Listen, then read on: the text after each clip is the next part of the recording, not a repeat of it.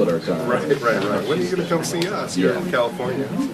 Well, it's I like different things. I like here just fine. Right here, glowing. Oh yeah. Well, I've got like 3 layers of pants on, so it evens out. We have to go outside later. To Oakland. Yeah. Because he had a kid in a better place. Yeah. It's fine. It has the 3 layers. But Berkeley has some great parks and stuff. What did you grow up in? So between you and I, East Bay. yeah. No, it's a peninsula, like right next to Palo. There it gets warm. Not in. It's nice. The weather's like perfect. Do you still have family there now? Yeah, my mom still lives there. My brother lives about 15 minutes away. His kids go to Really? my original school. Catholic school. It's nice there. It's just incredibly Expensive. Yeah, I could not afford a house there. It's crazy. Like my, and you know this, as you know,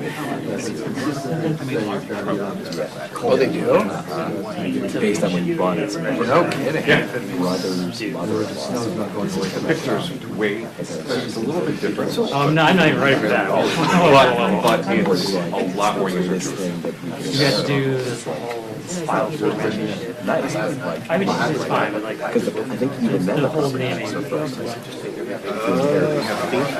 Okay. I don't It makes, know. does make But even if it's not, just the price of buying it. Yeah. Right now, Yeah. because I think we would like to set the date of convention change. We are keeping it so I can see it on the back of the moving forward. Yeah. Yeah, house is It's crazy. Well, you know what Stanford? how many years? If you're faculty, I don't know if it's if you're But teacher, or professor. the fact of how, At least this was the case like 10 years ago. what we paid on the back end, because we had to use stuff we used to have to post it on our side. Oh, so that's. And Kyle, that's gone. Yeah. So, Yeah. You know, we log in the pictures, when you and I can see it. and I know in this world, not Like, but I did one of those. so we can just click it, and they say, well, the next word, Yeah.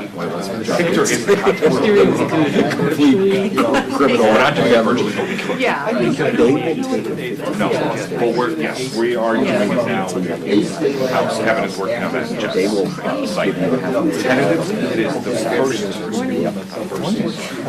which is huge. 7th and 8th. But then Stanford owns that. Because this first week, so either QS. It's a whole different issue. What's your goal? I gotta run, I What's gotta- your goal going into the meetings with Trump? This weekend he's meeting with lots of factions and members. I'm actually going to be down there for 2 of them. So, I think Freedom Caucus meeting is Friday night, and then Chairman is Saturday night. I think that's what the schedule is. Are there Yeah, tax we're- measures related I'm to going with immigration that you're you. working on? Pardon? Tax measures related to immigration, like making, I don't know, that's something Speaker Johnson has mentioned a couple times. I'm We're looking curious if you're at we're looking at certain fees. You know, when people file for asylum, there's an increase in the fee relative to that as ways for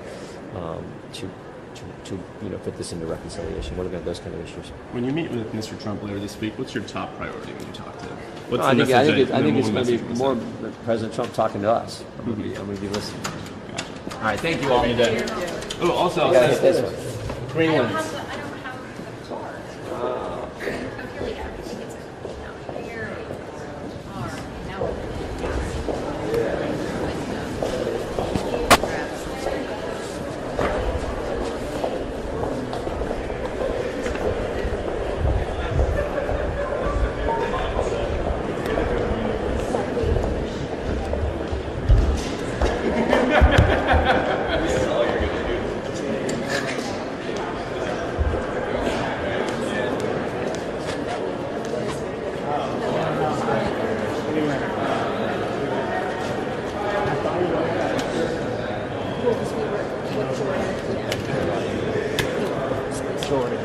He didn't really talk about it. And Spruce didn't really either, actually. He did. Oh, he did right here. I'm gonna. That's the only reason I asked him. Yeah.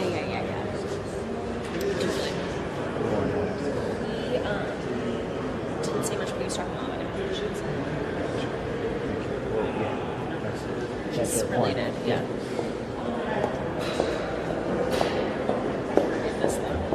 You want to walk to the presser? Yeah.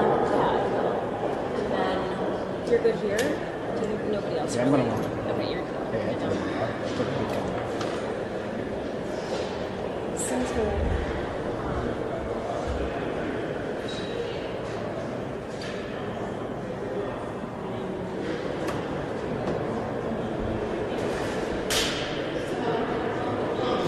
Maybe just call the desk.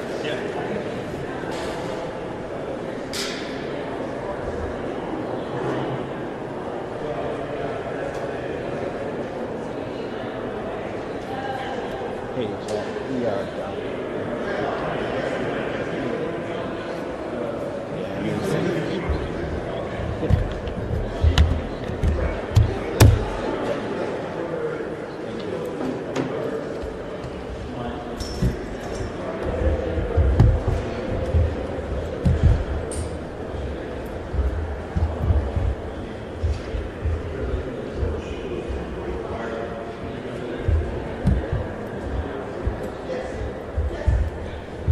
Thanks, Kevin. Yep. That's all she wrote. All right. 2 hours and I was going to end this. I mean, I don't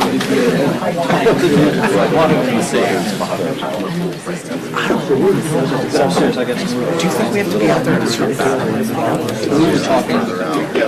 Further out you go. Frank went down there. They told us, we have to come. 3:30? They told us don't, we drove like outside. Yeah, so that's not horrible. I mean, that's, we probably get up rock for an hour. It's still cold, but yeah.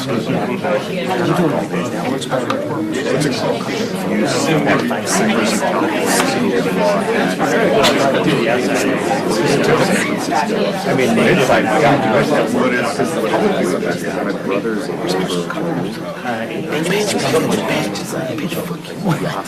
the caskets here.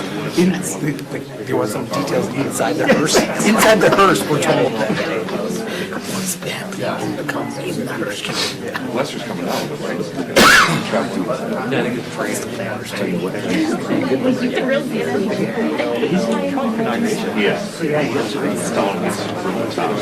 Well, have a bed. You have a bed. Like, they don't know. You guys have service or something? In the city. No. Oh, he walks. Where I go, whatever tune you have. The weather is constant. Like 72 and 75. Yeah. San Jose's too hot. Where my wife was, San Jose's too hot. San Francisco gets crazy. Where I am.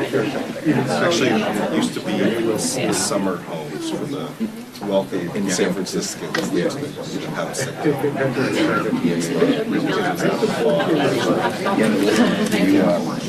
Oh yeah, every day. Every time when I go into some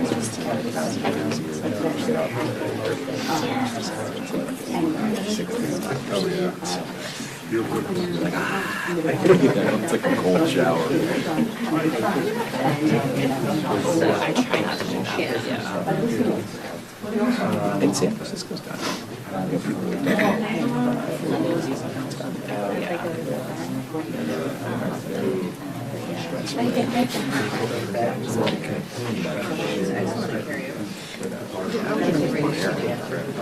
the new mayor is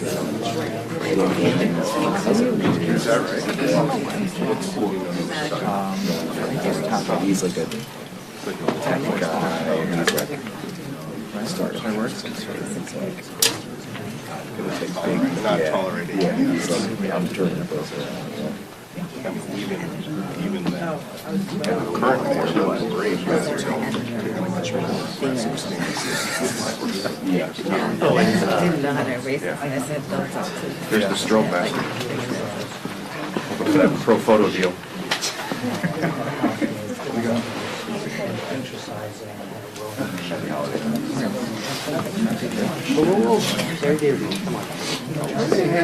I was told until the 7th, right? No. 4 days. That's all you get.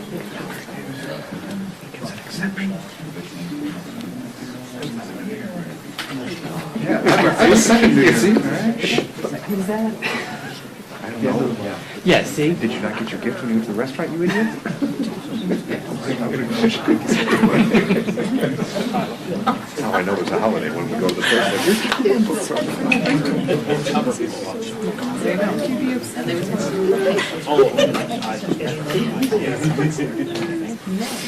Oh, no way, Canada won't let you open up the door with it.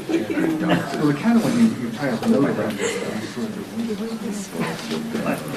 Brenner runs for me. He walked out, I can't believe what it is. Speaking of the fountain, so happy.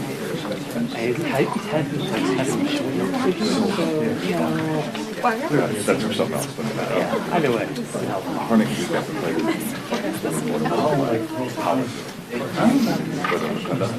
pretty cool. And it's not a silly yet. Twice heavy. They made another version and it's wide angle power zoom. The controller is just like a normal zoom, but it's controlled via Sony. Crazy. Wait, the remote Sony. Sony, because he's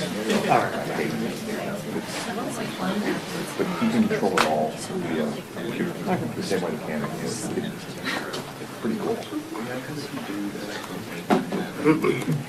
Now what's up there staring at this job?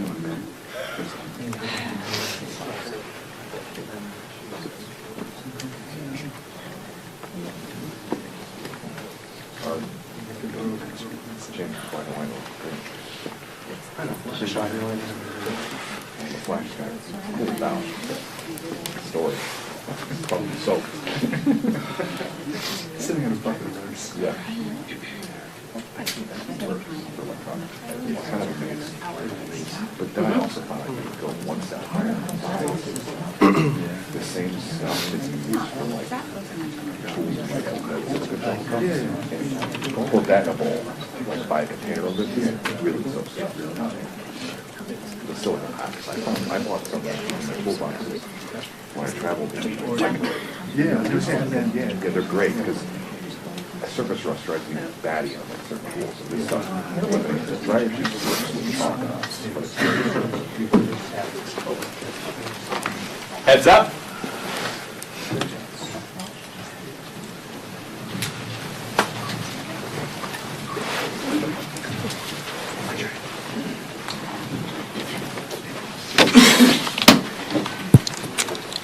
Well, Happy New Year, everyone.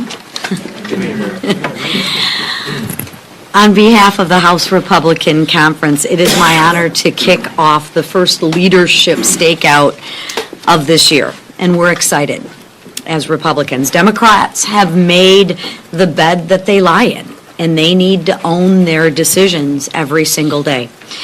Just recently, President Biden has been pardoning sex offenders, decreasing domestic energy, and forgiving even more student loan debt as he leaves his post. We need, as Republicans, to fight against this record of corruption and bad policies. Dems need to own this insanity. This is their mess, but we will clean it up.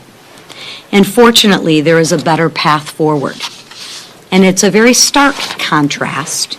But the difference between the Democrats and the Republicans is that our agenda is about opportunity, freedom, prosperity, and putting America first, while their agenda is about control, dependence, and America last.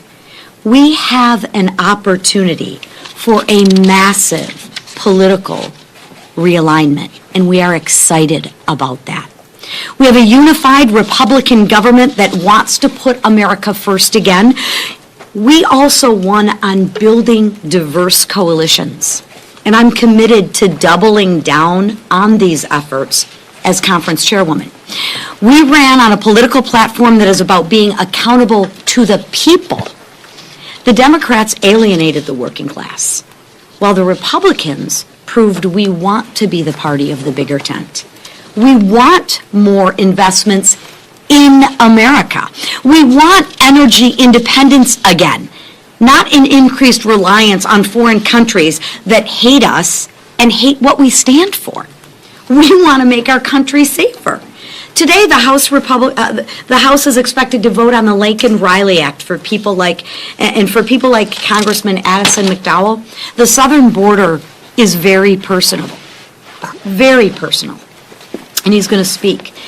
Unfortunately, he is perfectly equipped to talk about illegal immigration and why this matters in every community, not just the border states. And I'll turn it now over to Congressman Addison McDowell for some remarks. Thank you. Good morning.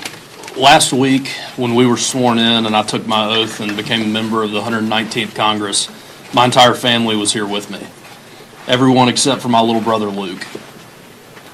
Luke wasn't here because he was killed by fentanyl that was almost certainly manufactured in China and smuggled across our southern border. When I decided to run for Congress, I went and met with President Trump, and I told him, "Sir, I'm ready to get off the sidelines, and I'm ready to fight with your agenda to secure our border and protect our country. I'm ready to fight for families like mine who have had my mom and dad had to look a police officer in the eyes when he told them that their son was dead."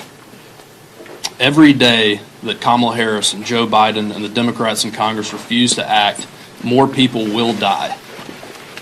That is why that was the #1 issue for Americans across the country when we went to the ballot box. They looked at the president and the vice president and they said, "Y'all are fired." I'm looking forward to voting for the Laken Riley Act today because for families like hers and like mine, this is a needed step. To those of you that are watching, I lost my little brother, and I'm in Congress so that you don't have to lose yours. I'm excited to get to work. President Trump, we need you here. January 20th cannot come fast enough. Thank you. Thanks, Addison. Yesterday, President Donald J. Trump's historic victory was solidified, marking the dawn of a new golden age for America. The time is now to restore our strength, rebuild our prosperity, and reassert true leadership in our nation. With just 13 days until President Trump returns to the White House, our House majority is acting swiftly to advance important legislation that Joe Biden and the Democrats blatantly ignored, the Laken Riley Act. With Joe Biden, Chuck Schumer, and the party of lawlessness out of the way, the radical left's mission to enable criminal illegal aliens, yet people keep writing undocumented whatever, criminal illegal aliens at the expense of law-abiding Americans, it's no longer going to be tolerated. The tragic and preventable murder of Laken Riley serves as a stark reminder of the consequences of failed leadership. But thankfully, voters sent a clear message on November 5th. The American people elected a Republican trifecta to put a stop to the failed Biden-Harris policies that rolled out the red carpet for illegal immigrants, criminal illegal immigrants, and put Americans in harm's way. And guess what? That's exactly what we're going to do. The Laken Riley Act is a direct step toward ensuring that criminal illegal aliens are swiftly and permanently removed from our communities and our country. This bill is more than just a piece of legislation. It's a return to common sense American values. And under President Trump's leadership, there will be a lot more where that came from as we restore the rule of law and put Americans first again. And with that, I turn it over to our leader, Steve Scalise. Thank you, Whip. It was very exciting Friday to not only get sworn in, but to see all these new members of Congress as part of this new Republican majority, both House majority, Senate majority, with President Trump coming in just a couple of weeks. We have over 30 new Republicans that are a part of this majority, and their enthusiasm is contagious. They came to do big things, and we have big things planned, and I'll talk about a couple of those things, but we started by doing something that maybe some of you were a little disappointed in. We actually only took one ballot to elect Mike Johnson as our speaker, and I think that showed you just how focused this new majority is on doing our work. We have a lot to do. We did not have time last week to go multiple rounds and try to have a lot of internal fights. While we might have internal disagreements along the way, We are going to be focused on the people's business, and we have a lot of work to do to fix the mess, as Lisa pointed out, that Joe Biden, Kamala Harris, and the Democrats have left behind. Just look what Joe Biden did a couple of days ago. Puts out another executive order to make it harder to produce American energy. Another kick to the gut of hardworking families. Those people in the middle class, he talks about the middle class, he talks about hardworking people. And yet he passes policy after policy to kick them in the gut and raise costs on them. Those actions on energy, anti-American energy policies, will raise costs even higher on those families who can't afford it. The good news for those families is help is on the way. We are starting the budget reconciliation process. We are already working with committee chairs. We've been doing this for months, but now we're doing it in a very direct way. We've worked with President Trump to make it clear that in February we're going to get our budget on the floor.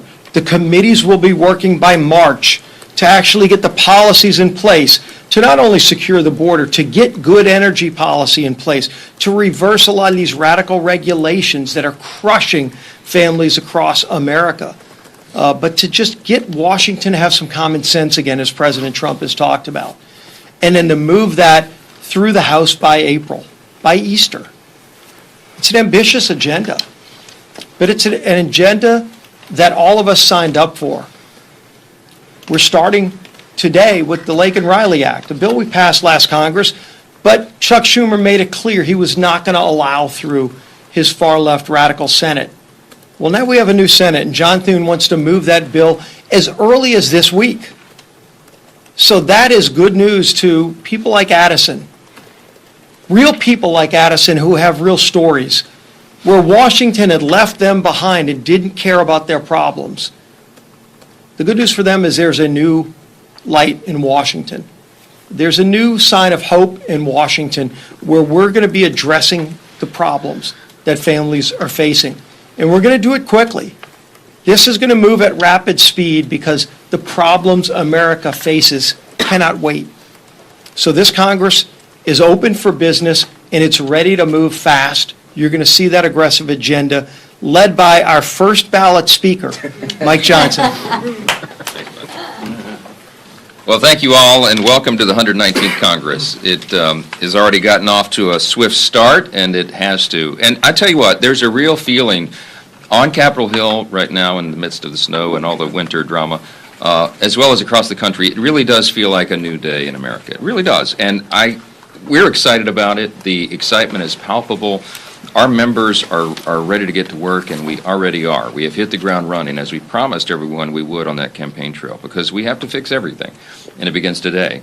On Friday, we passed our rules package, as you all know, and that included 12 policy measures that prove to the people that House Republicans are serious about this, delivering on our promises. You'll see instant measures right out of the gates here to secure the border, unleash American energy, protect American elections, and return to common sense, which will be a primary theme of the new year for all of us. On Saturday and Sunday, we took all the House Republicans for workshops and lengthy retreats. We spent all day, both of those days, meeting and having important discussions about our policy agenda and what will happen over the next several months. You all heard me say over the last year we were developing, using my football metaphors, we were developing a playbook. And we have very well-designed plays, and now we're working out the sequence of those plays, working with the new head coach in that metaphor, which is President Trump, and our colleagues and teammates in the Senate Republicans. And we're excited about how all of that is rolling out. We trudged through the snow yesterday to certify the election, and that went off without a hitch. 38 minutes to certify the new president. That might be a record, I'm not sure, but it went off well. And President Trump won the popular vote, and he won all 7 swing states, which we stood to applaud during that important procedure. The America First agenda will be on full display. That was the mandate we got in the election, with the President receiving 77 million popular votes, and the House Republicans receiving almost 75 million, which I think is a record. We won the popular vote as well. And we know that message has been heard here loud and clear. As promised, we're starting today with border security. If you polled the populists and the voters, they would tell you that that was the top of the list. And we have a lot to do there to fix it. It's an absolute disaster because of what has happened over the last 4 years.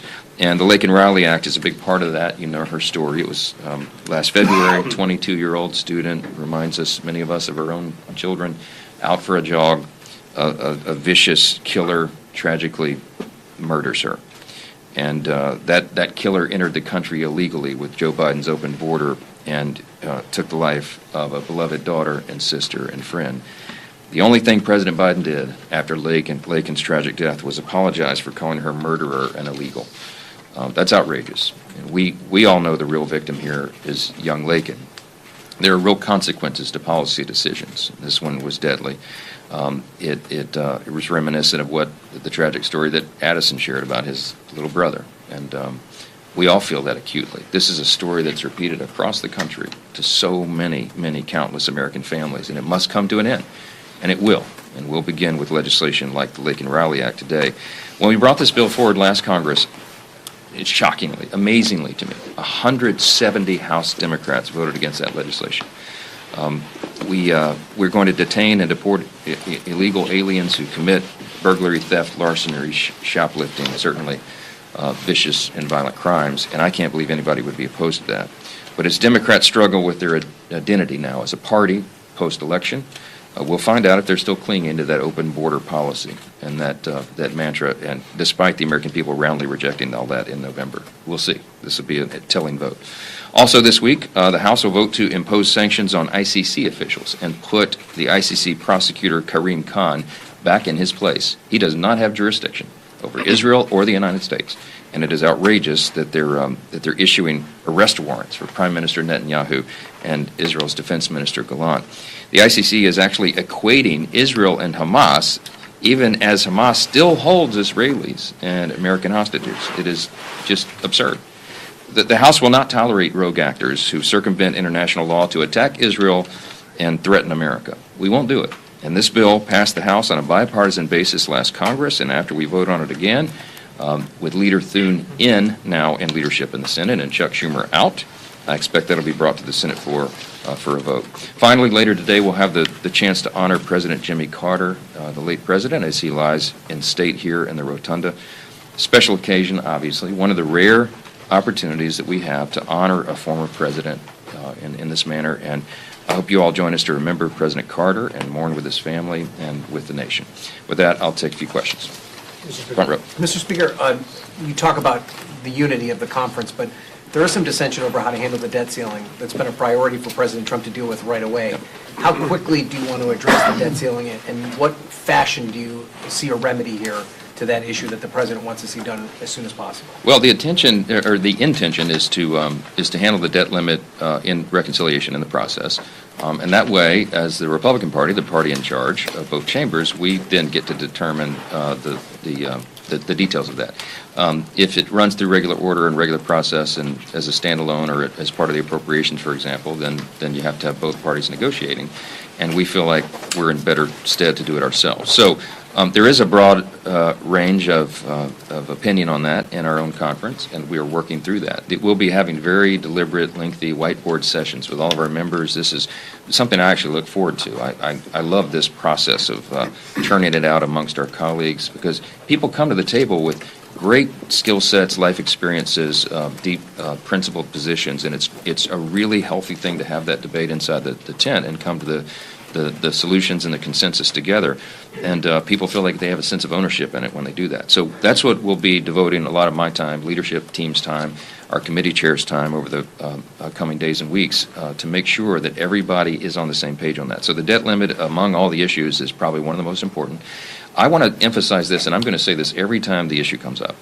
Republicans and this majority in the House and the Senate, our intention and our mission is to reduce the size and scope of government, to reduce spending in a meaningful way so that we can restore fiscal sanity and get our country back on the right track. So raising the debt limit is a necessary step so that we don't give the appearance that we're going to default in some way on the nation's debt. That's important to the bond markets and the stability of the dollar and all the rest.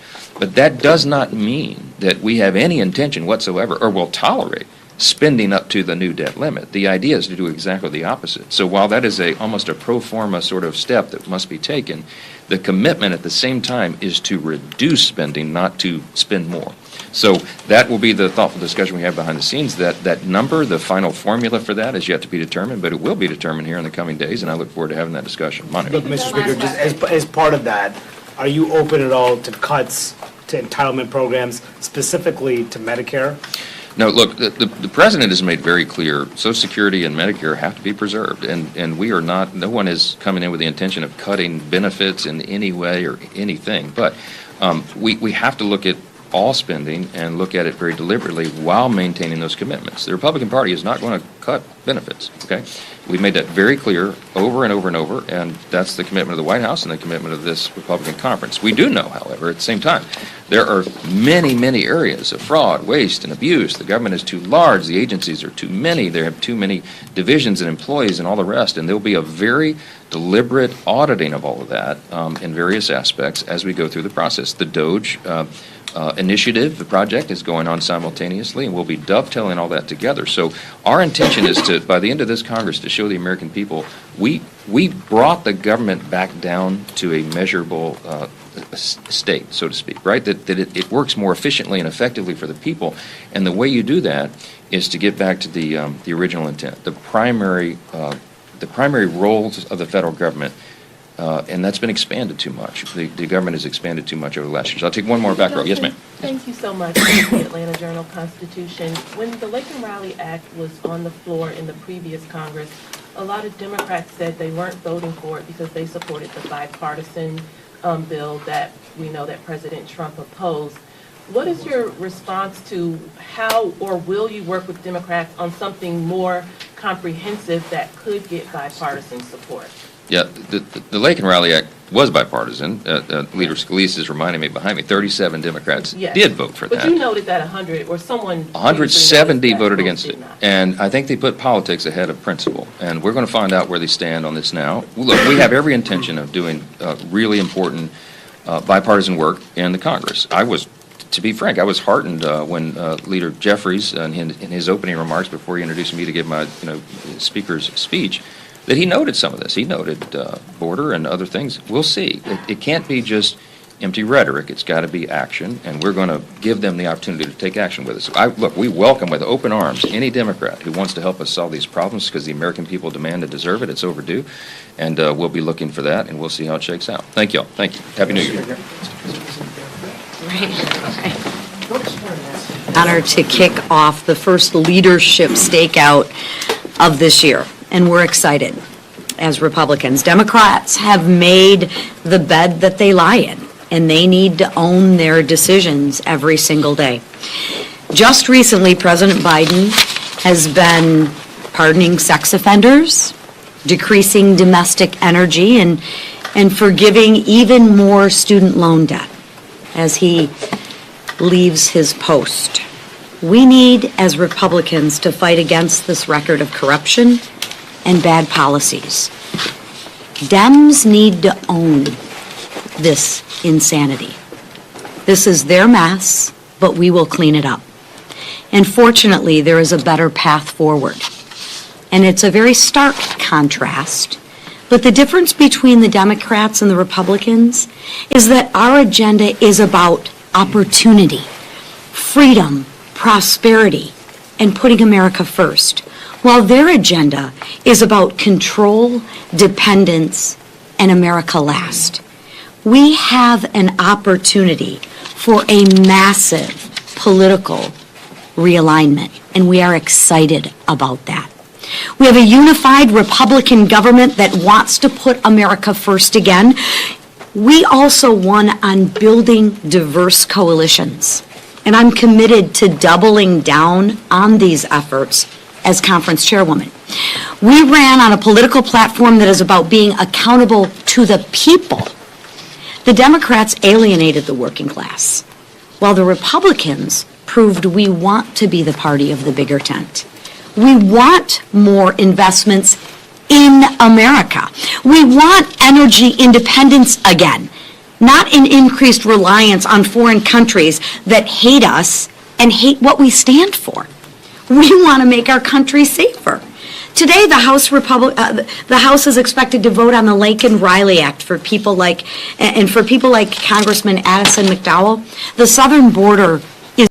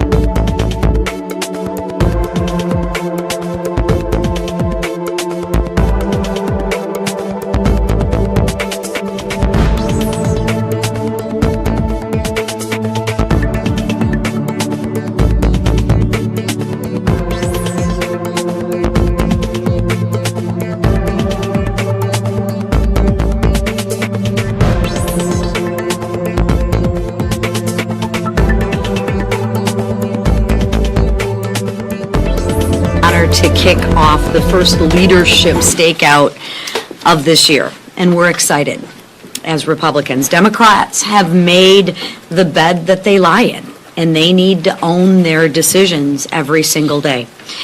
Just recently, President Biden has been pardoning sex offenders, decreasing domestic energy, and forgiving even more student loan debt as he leaves his post. We need, as Republicans, to fight against this record of corruption and bad policies. Dems need to own this insanity. This is their mess, but we will clean it up. And fortunately, there is a better path forward. And it's a very stark contrast. But the difference between the Democrats and the Republicans is that our agenda is about opportunity, freedom, prosperity, and putting America first, while their agenda is about control, dependence, and America last. We have an opportunity for a massive political realignment, and we are excited about that. We have a unified Republican government that wants to put America first again. We also won on building diverse coalitions, and I'm committed to doubling down on these efforts as conference chairwoman. We ran on a political platform that is about being accountable to the people. The Democrats alienated the working class, while the Republicans proved we want to be the party of the bigger tent. We want more investments in America. We want energy independence again, not an increased reliance on foreign countries that hate us and hate what we stand for. We want to make our country safer. Today, the House is expected to vote on the Lincoln-Riley Act for people like Congressman Addison McDowell. The southern border is very personal, and he's going to speak. Unfortunately, he is perfectly equipped to talk about illegal immigration and why this matters in every community, not just the border states. And I'll turn it now over to Congressman Addison McDowell for some remarks.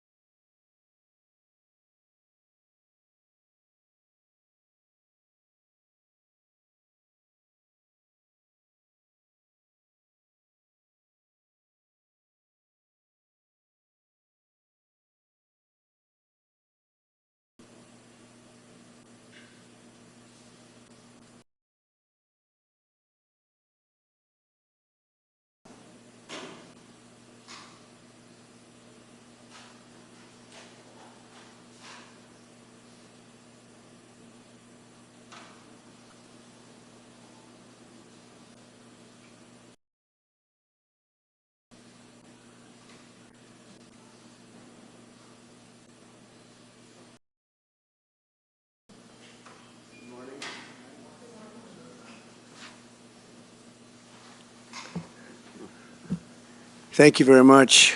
It's an honor to be with you. Many things are happening that are exciting, very exciting for our country. And we're honored to welcome one of the most respected business leaders in the Middle East, indeed the world. He's a founder and chairman of Damac Properties, Hussein Sajwani, a very respected gentleman.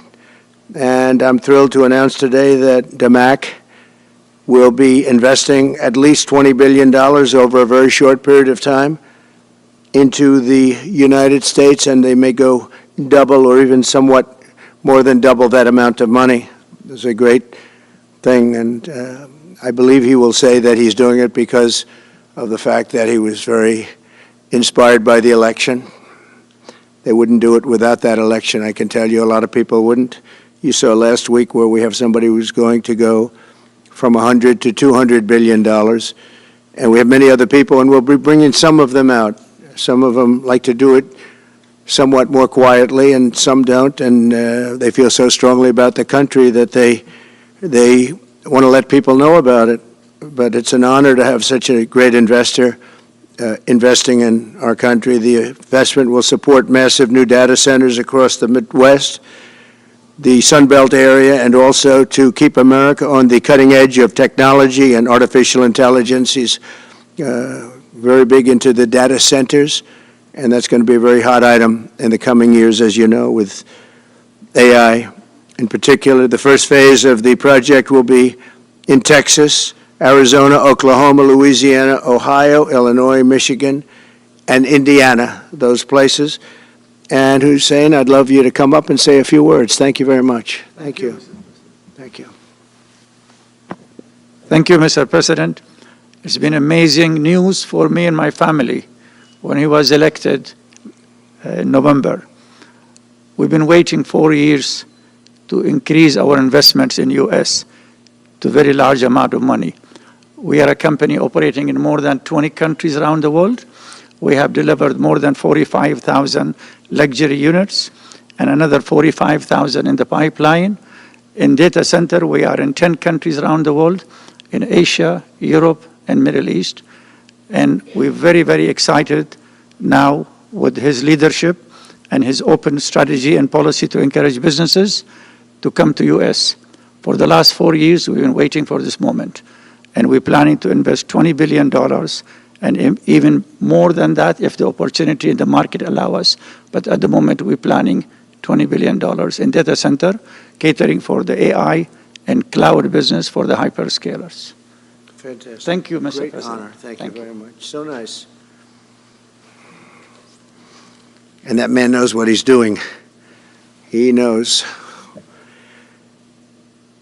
So, Hussein, we're going to work with you and make sure everything goes smoothly. We have powers that haven't really been used in terms of environmental. If you invest over $1 billion in the United States, we're going to give expedited reviews to everybody because everyone's afraid they're going to come in and get caught in the quagmire, which is very prevalent in the United States, unfortunately, the quagmire of environmental and various other regulations and rules. And I made it a point of telling people if you invest $1 billion or more, and we'll do this for people with far less too, but we guarantee it. We're going to move them quickly through the environmental process. Sometimes people held up 12, 13, 14, 15 years. I saw it with plants in Louisiana where I got it approved in literally a week. They were through the review in 1 week after spending 14 and a half years trying to get it, and they were going nowhere. It was a terrible thing. So I've been a victim of that myself over the years, and I think I know all the games and all the tricks that are played, and much of it is just done to stop progress. So we're going to be helping you and everybody else that comes to the United States and wants to invest their money, that you don't get tied up for the rest of your life and you can't do anything.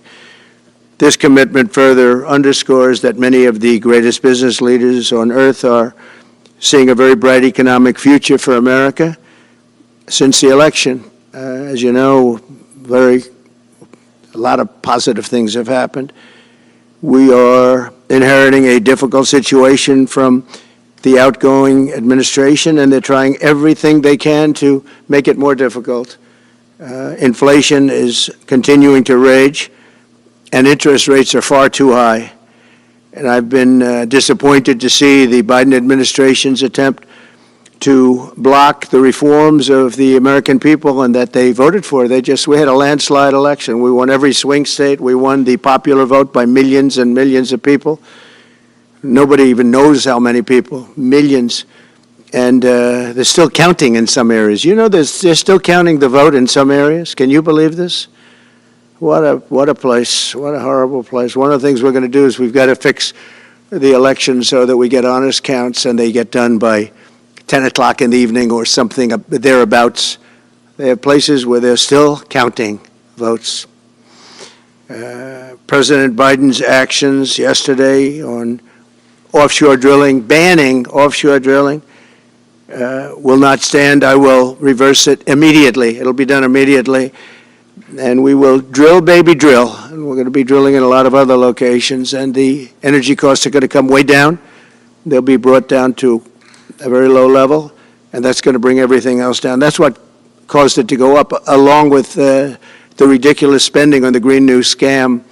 All this money, trillions of dollars. It's like throwing it right out the window, what they're doing. And they're trying to spend so much now. They're just taking money and giving it to anybody that wants it for any project at all if it's certified under the Green New scam. And they don't work, and it's too expensive. And, you know, they told me that we're going to do everything possible to make this transition to the new administration very smooth. It's not smooth because they're doing that. They're playing with the courts, as you know. They've been playing with the courts for 4 years, probably got me more votes because I got the highest number of votes ever gotten by a Republican, by far, actually, by a lot. And, you know, we had a great election, so I guess it didn't work. But even to this day, they're playing with the courts. They have their friendly judges that like to try and make everybody happy on the Democrat side. It's called lawfare. It's called weaponization of justice, and it's happened at a level nobody's ever seen before. So many.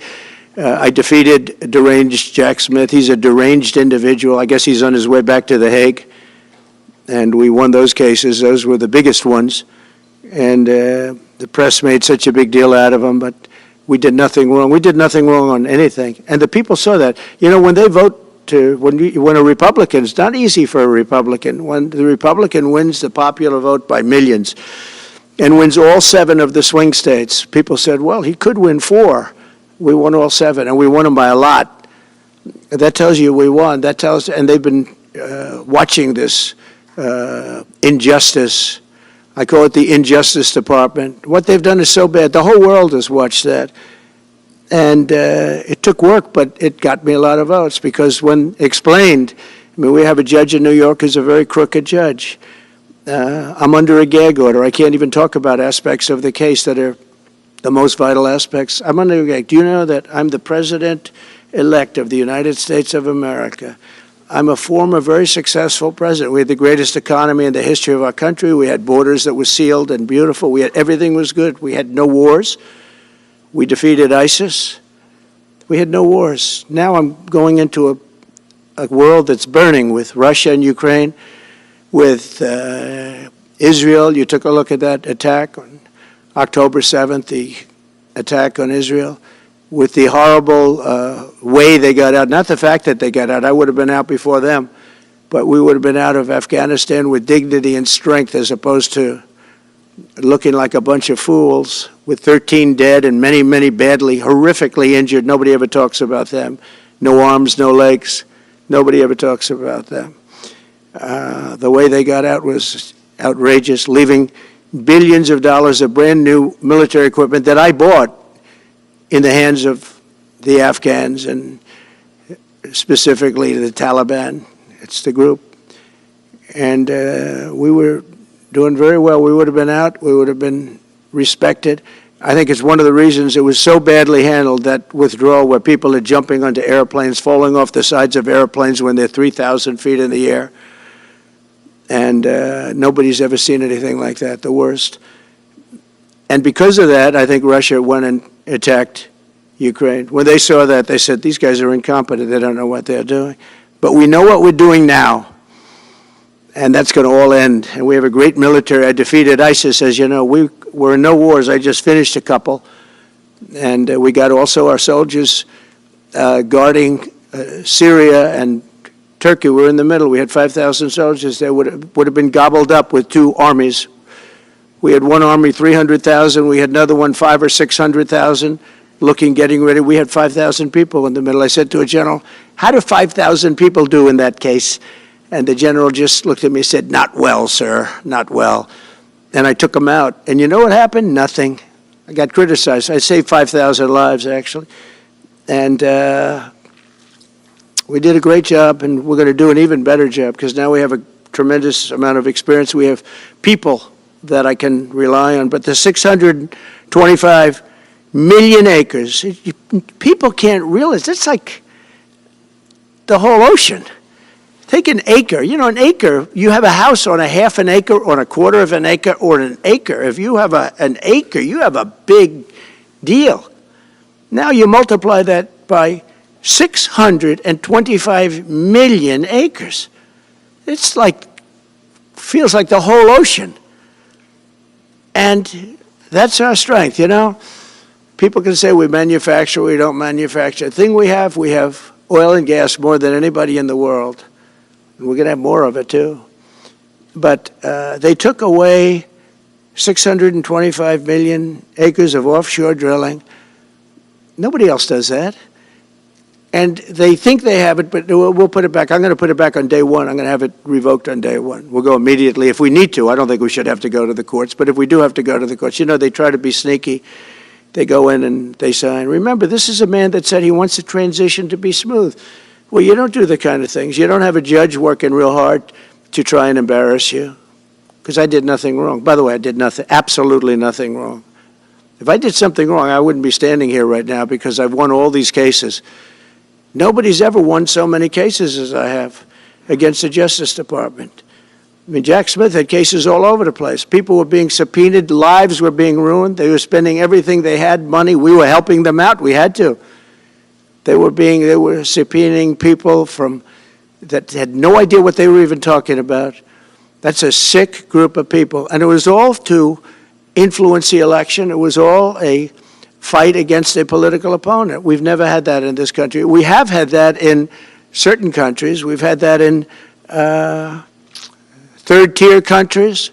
We've had that in banana republics, but we've never had that in a place like the United States. I don't even know if it's been on a small level. I'm sure it has been on a small level, but this was the largest level ever.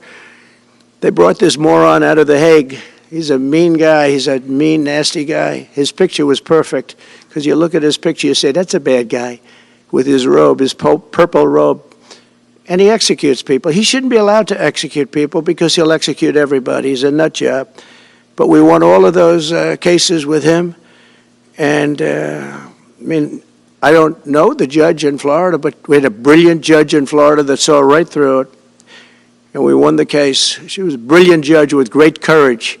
You know, the left, as we call them, the radical left, they have a way, they play the ref, and they play it very hard. They play the ref.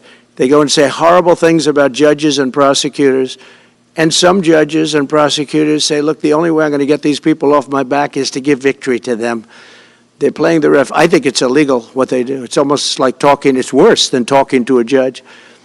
But the judge in Florida, Judge Cannon, was brilliant and tough, and she didn't stand for it. And I don't know her. And never met her until the case, and I don't believe I said even one word to her. But she was very, very strong and very, very brilliant. And her opinion was so brilliant that they dropped their appeal. They couldn't beat the appeal. So that's what we're up against. So they say we're going to have a smooth transition. All they do is talk. It's all talk. Everything they do is talk. We're going to have a smooth transition. And then they take 625 million acres and they essentially landmark it so you can't ever drill there again. Well, we're going to be drilling soon. We're going to be opening up Anwar. We're going to be doing all sorts of things that nobody ever thought was even possible. But remember and just to get off the subject, because I couldn't believe it when I heard it yesterday, I couldn't believe the size of it. I mean, you put down a map and put this up, it's just massive. And remember that that's worth probably, I mean, I've had estimates, $40 to $50 trillion. That's more than our national debt. Essentially, he's thrown it away. He's thrown it away. He's taken $50 trillion. So if we owe $35 trillion, he's taken $50 trillion of value and thrown it right out the window. We can't do that. Nobody can do that. One other thing he did yesterday, which was in many ways worse. It's hard to believe it can be worse. He wants all gas heaters out of your homes and apartments. He wants them to be replaced by essentially electric heaters. I don't know what it is with electric. This guy loves electric. We're going to be ending the electric car mandate quickly, by the way. This guy loves electric. And we don't have enough electricity, and then we have AI where we need more, and he wants everybody to have an electric heater instead of a gas heater. Gas heater is much less expensive. The heat is much better. It's a much better heat. As the expression goes, you don't itch. Does anybody have a heater where you go and you're scratching? And that's what they want you to have. They don't want you to have gas where you don't have the problems of the electric. And the source is plentiful. They're much cheaper to operate. They're much better. They work much better. They look much better. 60% of homes and apartments have gas heaters. He wants them all removed quickly. These people are crazy. There's something wrong with them. There's something wrong with them. They also want to go back, and they have already started that, to when you buy a faucet, no water comes out because they want to preserve. Even in areas that have so much water, you don't know what to do. It's called rain. It comes down from heaven. And they want to do, no water comes out of the shower. It goes drip, drip, drip. So what happens, you're in the shower 10 times as long, you know. No water comes out of the faucet. You want to wash your hands. They want to go back to even stronger than what they have right now. As you know, I ended that policy.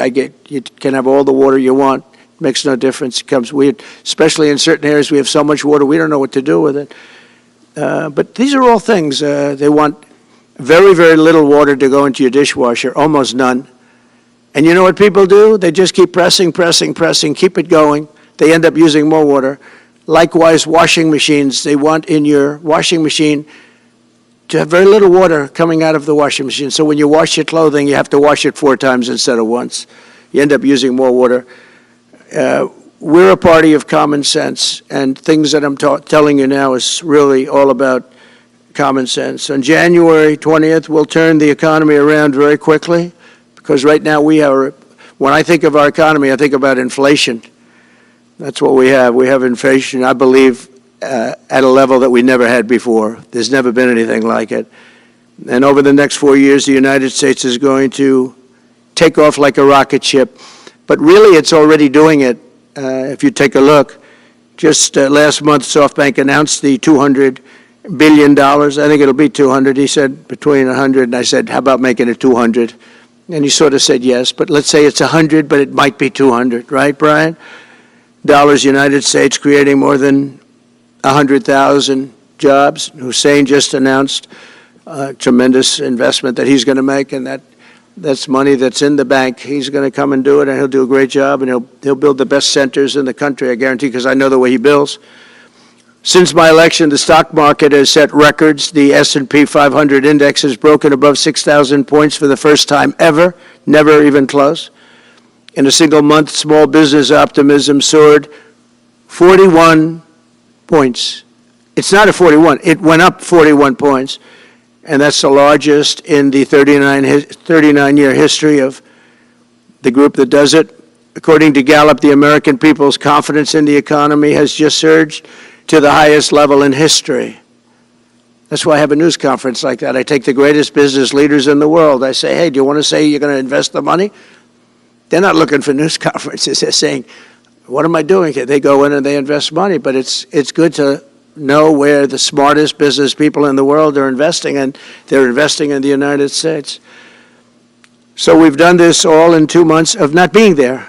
You know, we haven't been there. And It's pretty amazing, and we think we're going to do some really great things, really great things. We're being respected again all over the world. The Panama Canal is a disgrace, what took place at the Panama Canal.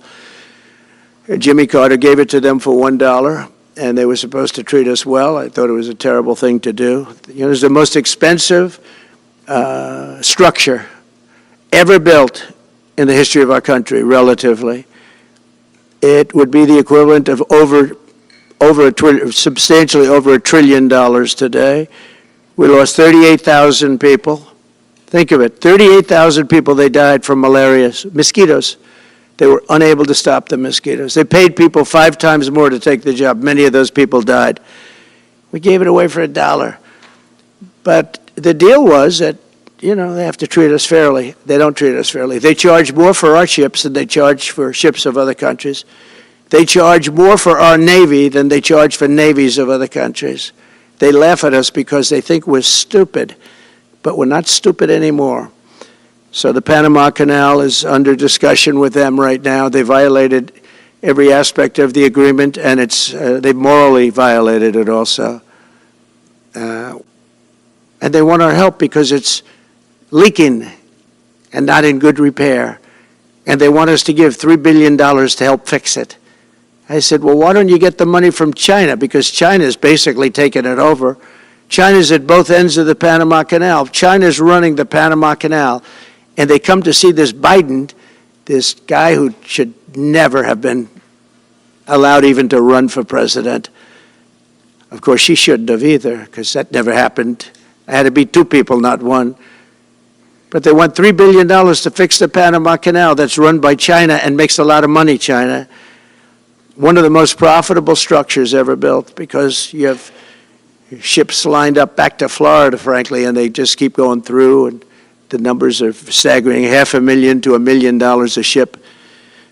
And they took it away from us, meaning we gave it to them for $1. But not going to happen. What they've done to us, they've charged us, they've overcharged our ships, overcharged our Navy. And then when they need repair money, they come to the United States to put it up. We get nothing. Those days are over. Working with the Republican majorities in Congress, will cut taxes, slash regulations, raise wages, and boost incomes at a pace the world has not seen before, and certainly not from our country. We had a big chunk of it for the first 3 years prior to COVID coming in my administration. We had the greatest economy in history. We cut the most regulations in the history of our country, and I did that all in 4 years. By 4 times more than any other president cut. We did that in 4 years. And we were just getting started. We'll impose new tariffs so that the products on our stores will once again be stamped with those beautiful words, made in the USA. And we are not treated well, as you know, by Canada. Canada is subsidized to the tune of about $200 billion a year, plus other things. They don't essentially have a military. They have a very small military. They rely on our military. It's all fine, but, you know, they got to pay for that.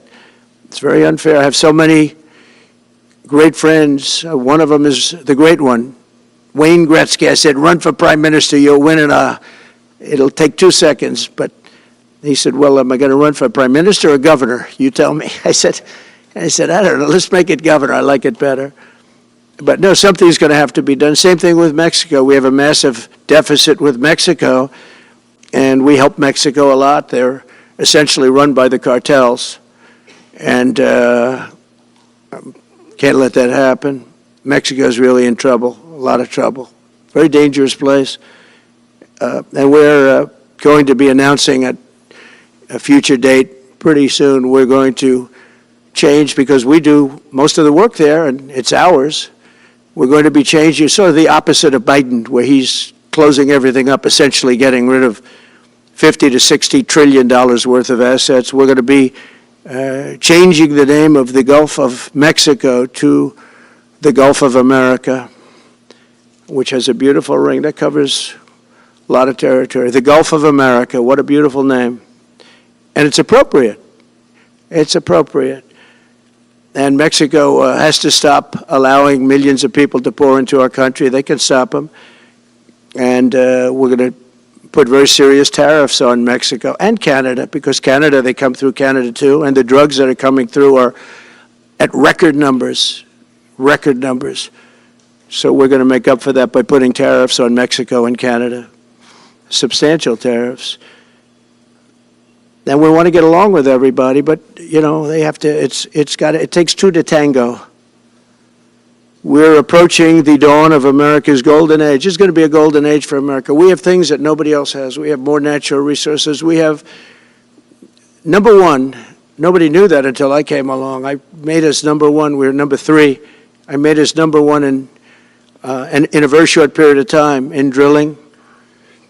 And you know, you can talk about windmills. They litter our country. They're littered all over our country, like dropping paper, like dropping garbage in a field. And that's what happens to them, because in a period of time they turn to garbage. Most expensive energy ever.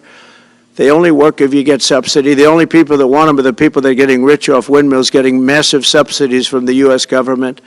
And it's the most expensive energy there is. It's many, many times more expensive than clean natural gas. So we're going to try and have a policy where no windmills are being built. You know, off the coast of New Jersey, they want to build like 200 windmills. The people are going crazy. Nobody wants them, and they're very expensive. They don't work without subsidy. You don't want energy that needs subsidy. Energy is a good business. You don't need subsidy. But when you build these massive towers, I mean, they're 25 stories tall, 40 stories. They have one 70 stories tall. The blades, they take 3 ships to ship them. It's crazy. They're dangerous. You see what's happening up in the Massachusetts area with the whales, where they had 2 whales wash ashore in, I think, a 17-year period. And now they had 14 this season. The windmills are driving the whales crazy, obviously. And they had actually over, I think, 125 or something over a number of years.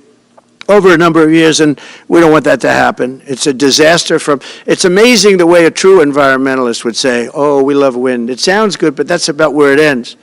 You know, after 10 years, you have to redo them. And what happens is they don't do that. They let them stand and they rust, and they say, because of the environment, I'm not a believer in this, but they say you can't, because it's a certain fiberglass, that the blades cannot be buried in earth, that's an environment. So what do you do with them?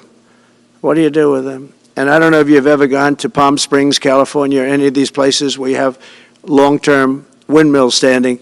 They're a disaster. They're rusting, rotting, closed, falling down. This is as you enter Palm Springs.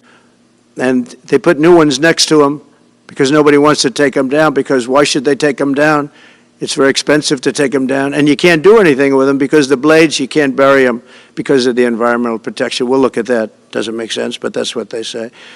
So we are at the beginning of a great, beautiful golden age of business, and I think we're also at a golden age of common sense, because everything I'm saying to you, from a simple water faucet that doesn't allow water to come out appropriately, to all of the other elements of what we do and what we're going to do, to take $50 to $60 trillion off our country's balance sheet because some man that has no idea what he's doing, has no idea.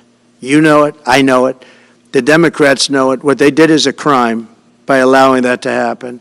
And I'll bet you, if you asked him today, how much acreage did you submit? Essentially, did you destroy? You destroyed the economic viability of drilling in the ocean.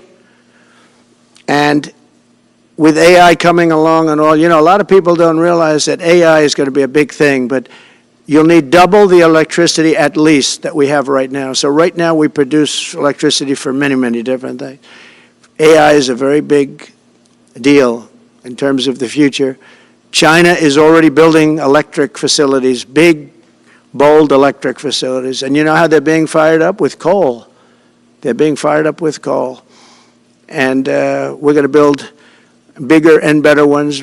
People like Hussein that are doing the same thing as he is. I'll bet they don't do it as well because I know how he does it, but they're doing A lot of things, the problem is they can't get their permits because I say build the plant with the building. So with the structure, build the plant, because if you go into grid, the grids are old. So they said, that's a great idea. In other words, build your electric facility alongside of your plant. And you could have extra output if you want, because once you build it, you can make it larger pretty inexpensively. You could have extra output, which you'll sell to the public, but build it with the plant, and people are loving that idea. So we're going to have a lot of fun making America great again, and it's going to happen, I think, very, very quickly. It's already happened. So I would say this, and this has been pretty openly reported by the news. There's never been anything like what's happened in the list since we won the election. Couple of months since we won the election, the whole perception of the whole world is different. People from other countries have called me, they said, thank you, thank you. The perception of the whole world is different. We're going to have to settle some big problems that are going on right now. We're going to have to settle up with Russia, Ukraine. That's a disaster. I look at numbers every week, the number of people being killed in that war. People don't know, mostly soldiers now. But the towns have been obliterated. This was a Biden fiasco that that should have never happened. If we had a real president, if we had a president that knew what he was doing, Russia would have never, ever gone in. But they did go in, and we have a mess. The cities are all blown up. The people have largely left. And the soldiers are killing each other at levels that haven't been seen since the Second World War. So we'll have to get that one straightened out, too. That's a tough one. Much tougher than it would have been before it started, I can tell you that. A deal could have been made just by an average deal maker. Deal could have been made on that. So thank you all for coming. We'll take a couple of questions. Yeah. Go ahead, please. President, thank you. Wanted to touch on the world on fire that you mentioned, but let's start, if we could, with your references to Greenland and the Panama Canal, so forth. Can you assure the world that as you try to get control of these areas, you are not going to use military or economic coercion? No. And can you tell us a little bit about what your plan is? Are you going to negotiate a new treaty? Are you going to ask the Canadians to hold a vote? What is the strategy? Yeah, I can't assure you, you're talking about Panama and Greenland. No, I can't assure you on either of those two. But I can say this, we need them for economic security. The Panama Canal was built for our military. I'm not going to commit to that now. It might be that you'll have to do something. Look, the Panama Canal is vital to our country. It's being operated by China. China. And we gave the Panama Canal to Panama. We didn't give it to China. And they've abused it. They've abused that gift. It should have never been made, by the way. Giving the Panama Canal is why Jimmy Carter lost the election, in my opinion, more so maybe than the hostages. The hostages were a big deal. But if you remember, and nobody wants to talk about the Panama Canal now because, it's inappropriate, I guess, but because it's a bad part of the Carter legacy. But he was a good man. Look, he was a good man. I knew him a little bit, and he was a very fine person, but that was a big mistake. Giving the Panama Canal to Panama was a very big mistake. We lost 38,000 people. It cost us the equivalent of $1 trillion, maybe more than that. Probably the most expensive, they say it was the most expensive structure, if we call it a structure, which I guess you can, ever built. And giving that away was a horrible thing. And I believe that's why Jimmy Carter lost the election, even more so than the hostages. Those two things. If I could just follow up on Ukraine and Iran, the two negotiations you'll be heading into. On Ukraine, you said just before it's a lot more complicated now. Much more complicated. Do you believe... Because it would have never started. Right, but it has started. You've well, not only started, the cities are largely knocked down. So you've got what you've got. At this point, to hold on to leverage in dealing with President Putin, would you make a commitment to the Ukrainians that you will keep supporting them during the negotiations? Well, I wouldn't tell you if that were the case. Would you make a commitment to provide a security guarantee if they do enter into an armistice or a ceasefire along the lines that the French and the Germans? So, a big part of the problem was Russia for many, many years, long before Putin said you could never have NATO involved with Ukraine. Now, they've said that. That's been written in stone. And somewhere along the line, Biden said, no, they should be able to join NATO. Well, then Russia has somebody right on their doorstep, and I could understand their feeling about that. But there were a lot of mistakes made in that negotiation. And when I heard the way that Biden was negotiating, I said, you're going to end up in a war. And it turned out to be a very bad war. And it could escalate. That war could escalate to be much worse than it is right now. They can never join NATO. Well, my view is that it was always understood. In fact, I believe that they had a deal, and then Biden broke it. They had a deal which would have been a satisfactory deal to Ukraine and everybody else, but that Biden said, no, you have to be able to join NATO. And that's always been, and nobody knows more about NATO than I. You know, years ago when I first started this, I didn't know too much about NATO, but I got it right anyway. I said they're taking advantage. I'm the one that got, and the Secretary General was here, as you know, 2 weeks ago, saying that if it weren't for me, NATO wouldn't even exist right now, because I raised from countries that weren't paying their bills.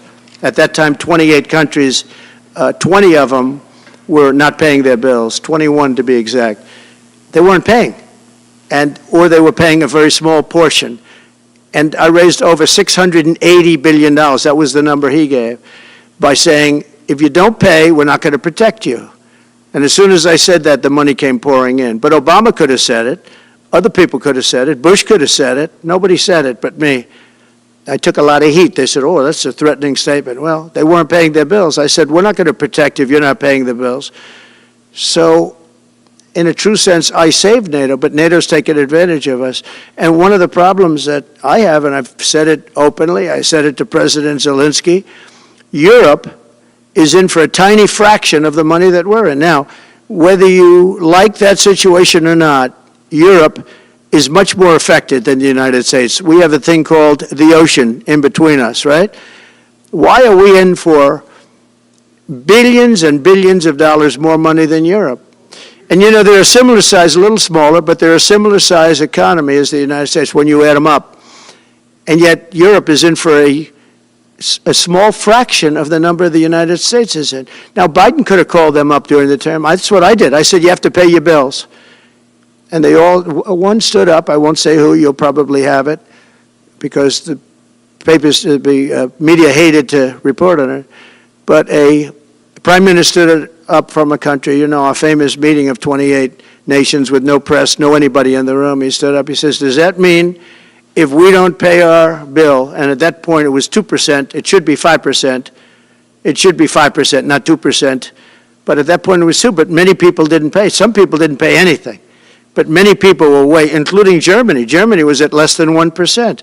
You're going to press for 5%? Well, I think NATO should have 5%, yeah. Well, you can't do it at 2%. I mean, at 2%, every country, if you're going to have a country in a regular military, you're at 4%. I think they should be, you know, they're in dangerous territory. I think it should be, they can all afford it, but they should be at 5%, not 2%. I'm the one that got them to pay 2%. But a gentleman stood up, a prime minister stood up, and he said to me, sir, could I ask you a question? You're saying we have to pay our bills. If we don't pay our bills, will the United States protect us from Russia? I said, if you don't pay, you mean you're delinquent? He said, yes.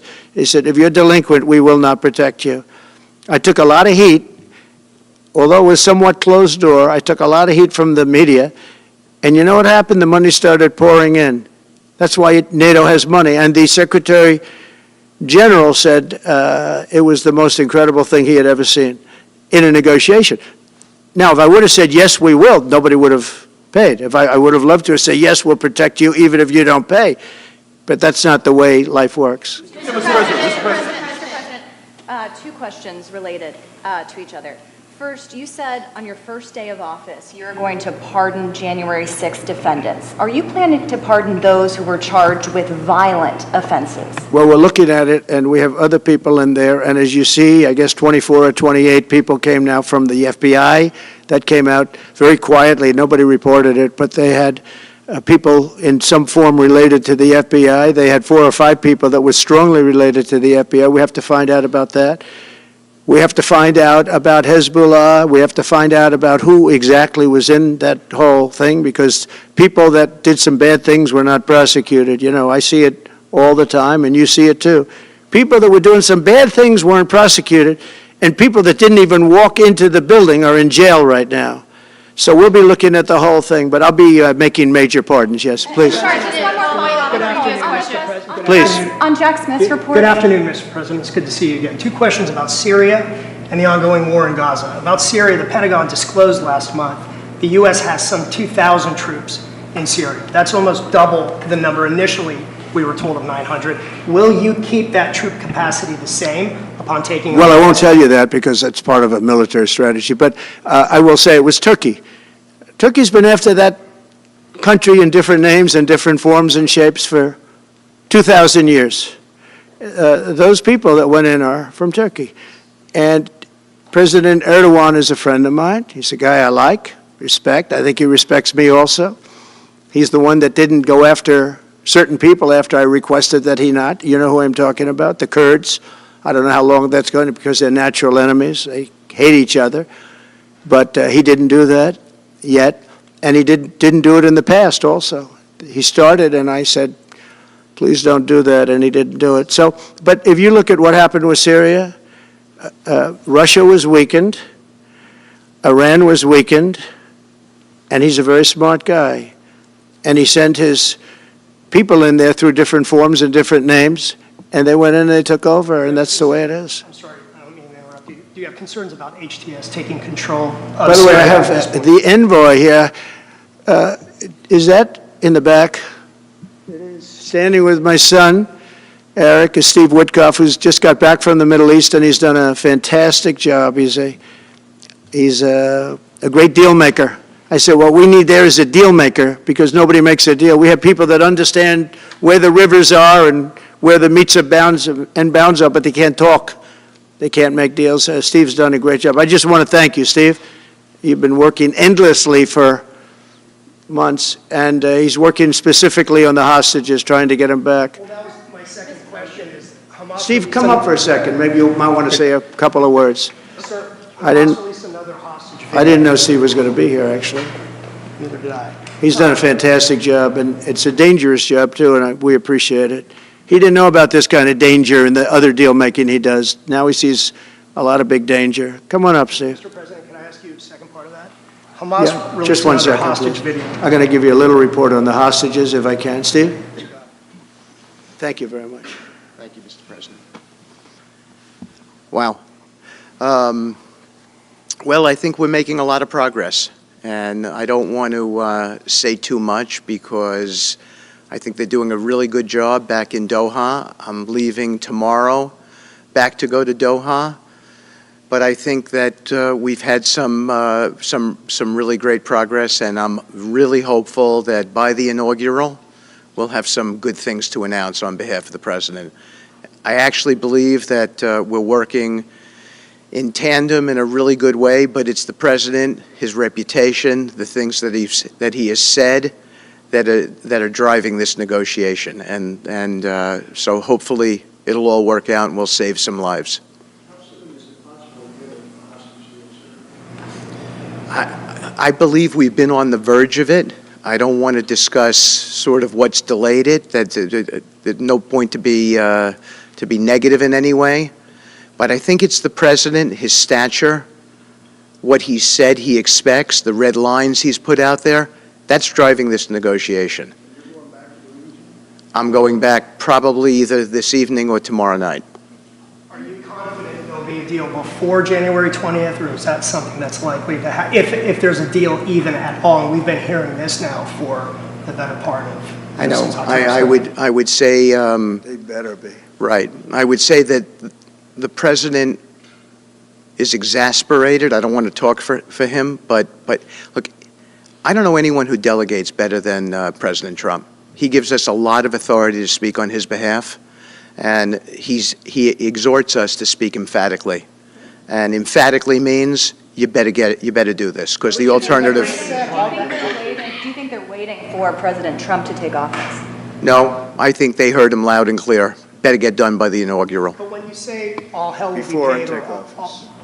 all hell must be paid if they don't release the You know what that hostages. means, don't you? Well, do I have to define it for you? Look, all No, I know hell you're not will gonna break out. telegraph If what- those hostages aren't back, I don't want to hurt your negotiation. If they're not back by the time I get into office, all hell will break out in the Middle East. And it will not be good for Hamas, and it will not be good, frankly, for anyone. All hell will break out. I don't have to say anymore, but that's what it is. And they should have given them back a long time. They should have never taken them. There should have never been the attack of October 7th. People forget that. But there was, and many people are killed. They're no longer hostages. I have people from Israel and others calling, begging me to get, we had also people there from the United States, just so you know. They're holding some so-called hostages from the U.S. But I've had mothers come to me and fathers crying, can I get the body of their son back? Can I get the body of their daughter back? That beautiful girl where they threw her in the car, pulled her by her ponytail and threw her in the car like she was a sack of potatoes. I said, what happened to her? Sir, she's dead. Like a 19, 20-year-old beautiful girl. And the way they treated her. And I just say it this very simply. Steve's got a job to do. He's a great guy, great negotiator, great person. They respect him over there already. It's what we needed over there. We have people that know everything about the Middle East, but they can't speak properly. They don't know. He's a great negotiator. That's what I needed. I could have sent that gentleman right over there, Hussein. He's a great negotiator. There are people, they're rare. Great negotiators are very rare, like a great surgeon. But we have the right person. But I tell this, I don't want to hurt the negotiation. If the deal isn't done before I take office, which is now going to be 2 weeks, all hell will break out in the Middle East. Okay? Thank you, Mr. President. You've done a great job. Thank you. More than 140 police officers were injured by rioters on January 6th. Will you pardon anyone who attacked a police officer? Well, the only one that was killed was a beautiful young lady named Ashley Babbitt. She was killed, and there was actually somebody else that was killed, also a MAGA person, but people don't give it 100% credibility. I'm going to find out about it, and we're going to find out. But Ashley Babbitt was killed. She was shot. She had never been shot. She was shot for no reason whatsoever. In fact, they say that she was trying to hold back the crowd, and the crowd was made up of a lot of different people, so we'll see. But I will tell you this, the person that was killed was Ashley Babbitt. The other thing is, when they talk, there was never charges of insurrection or anything like that. But if there were, this would be the only insurrection in history where people went in as insurrectionists with not one gun. Okay? And let me tell you, the people that you're talking about have a lot of guns in their home for hunting and for shooting and for entertainment, a lot of good reasons. But there wasn't one gun that they found. And why didn't they find the bomber, the pipe bomber? They know who the pipe bomber is. The FBI knows who it is. The status of the FBI has gone down so far, and the status of the DOJ, or as I call it, the Department of Justice, it's the Department of Injustice, being laughed at all over the world. And hopefully with Pam Bondi and with Kash Patel and with other people that we're putting in, that will all come back. If you do a poll in the FBI, I guarantee I'm at like 90% with the agents of the FBI, but they have hurt that incredible place. Law enforcement, you think of the FBI, they raided this house. By the way, they could have told me, could I see this? I would have given them, I actually told them, come in anytime you want. You can see anything. They raided the house, and the case was dismissed. And now I'm in litigation. I'm suing them for doing that. And I feel so badly doing it. I'm the President of the United States, and I'm suing the United States. But I'm suing them for other things, too.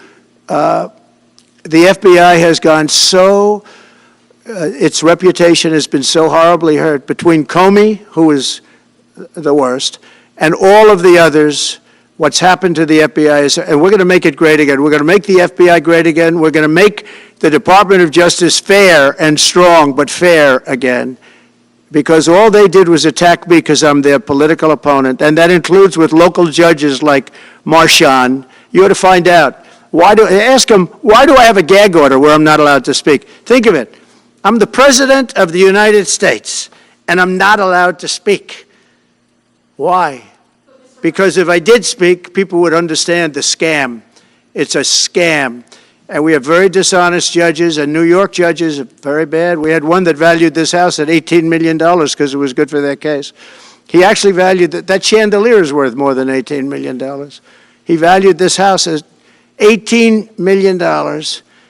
And we have another one who was so nasty, so horrible, such a brute, most vicious, vile person. These are New York judges. But we've won most of the cases, so we're very happy about that. Please. Back on Greenland, your position is clear, but have you directed your staff to take these specific actions to draw plans? And can you elaborate again? You didn't rule out military coercion. Well, we need Greenland for national security purposes. I've been told that for a long time, long before I even ran. I mean, people have been talking about it for a long time. You have approximately 45,000 people there. People really don't even know if Denmark has any legal right to it. But if they do, they should give it up because we need it for national security. That's for the free world. I'm talking about protecting the free world. You look at, you don't even need binoculars. You look outside, you have China ships all over the place. You have Russian ships all over the place. We're not letting that happen. We're not letting it happen. And if Denmark wants to get to a conclusion, but nobody knows if they even have any right, title, or interest. The people are going to probably vote for independence or to come into the United States. But if they did do that, then I would tariff Denmark at a very high level. Have you asked your staff to draw plans for acquisition? I mean, are you active? No, we're not at that stage, but we have people. I haven't even entered office yet. Secondly, sir, Elon Musk has drawn some criticism and a lot of attention for some of his actions and provocative statements about foreign affairs, including in Europe. Your reaction to that, is that appropriate for... You mean where he likes people that tended to be conservative? I don't know the people. I can say Elon's doing a good job, very smart guy. I don't know the people you're talking about. He was, I know he said some negative things about a couple of people that are running for office, but that's not so unusual. Yes, please. I wanted to ask you about Ukraine and Putin. How soon do you anticipate going to meet with Putin to discuss the Ukraine situation? Well, I can't tell you that, but I know that Putin would like to meet. I don't think it's appropriate that I meet until after the 20th, which I hate, because, you know, every day people are being, many young people are being killed, soldiers. You know, the land is very flat, and hundreds of thousands of soldiers from each, many hundreds of thousands from each side are dead, and they're laying in fields all over the place. Nobody to even collect. There's landmines all over. It's a disaster. But it's very flat. It's great. It's farmland, and it's very, very flat. And the only thing that stops a bullet is the human body. And the human body is stopping a lot of bullets. Within the I hope first so. 3 to 6 months? I hope to have 6 months. First 3 to 6 No, months. I would think, I hope long before 6 months. Look, Russia's losing a lot of young people, and so is Ukraine. And it should have never been started. That's a war that should have never happened. I guarantee you, if I were president, that war would have never happened. Who would you like to nominate to replace Michael Barr as vice chair of the Village Board? I'll be announcing somebody. Mr. President, if we were to work under the assumption that you're serious about making Canada 51st state of the United States, the leader of the Conservative Party in Canada said, under no circumstance will it ever be the 51st state. Maybe he won't win, but maybe he will. I don't care. You had suggested. Listen, I don't care what he says. But Sir Lopez, you said you were considering military force to acquire Panama and Greenland. Are you also considering military force to annex and acquire Canada? No, economic force, because Canada and the United States, that would really be something. You get rid of that artificially drawn line, and you take a look at what that looks like, and it would also be much better for national security. Don't forget, we basically protect Canada. But here's the problem with Canada. So many friends up there. I love the Canadian people. They're great. But we're spending hundreds of billions a year to protect it. We're spending hundreds of billions a year to take care of Canada. We lose in trade deficits. We're losing massive. We don't need their cars. You know, they make 20% of our cars. We don't need that. I'd rather make them in Detroit. We don't need the cars. We don't need their lumber. We have massive fields of lumber. We don't need their lumber. We have to unrestrict them because stupid people put, restrictions on, but I can do that with an executive order. We don't need anything they have. We don't need their dairy products. We have more than they have. We don't need anything. So why are we losing $200 billion a year and more to protect Canada? And I said that to, as I called him, Governor Trudeau. I said, listen, what would happen if we didn't subsidize you, if we didn't, because we give them a lot of money. We help them. As an example, we're buying icebreakers, and Canada wants to join us in the buying of icebreakers. I said, we don't really want to have a partner in the buying of icebreakers. We don't need a partner. But no right. Nope, no right. Here's what we have. We have a right not to help them with their financial difficulties because we owe $36 trillion too. We're going to start knocking it out pretty fast, but we're going to be able to do it because of energy and other things. But no right. No right. But why are we supporting a country, $200 billion plus a year? Our military is at their disposal. All of these other things, they should be a state. That's why I told Trudeau when he came down, I said, what would happen if we didn't do it? He said Canada would dissolve. Canada wouldn't be able to function if we didn't take their 20% of our car market. They send us hundreds of thousands of cars. They make a lot of money with that.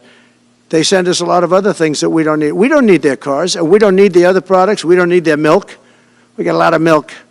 We got a lot of everything, and we don't need any of it.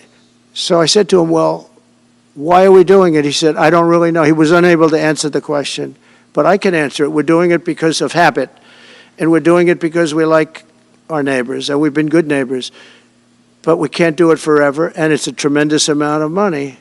And why should we have a $200 billion deficit and add on to that many, many other things that we give them in terms of subsidy? And I said, that's okay to have if you're a state. But if you're another country, we don't want to have it. We're not going to have it with European Union either. European Union, we have a trade deficit of $350 billion. They don't take our cars. They don't take our farm product. They don't take anything. And so we're not going to have it with them either. Brian, go ahead. Yes. Happy New Year, by the way. Thank you. We have some breaking news. You may not be aware of this, but it looks like Canon has blocked the DOJ from releasing the Smith's report until further court proceedings. Get your thoughts on that. That's a big story. Yeah. So if I get it right, the fake witch hunt started by the DOJ having to do with books and records, and Biden had many more, and he wasn't protected by the Presidential Records Act, I was. But all of that fake stuff that took the lives of people, I mean, literally destroyed people.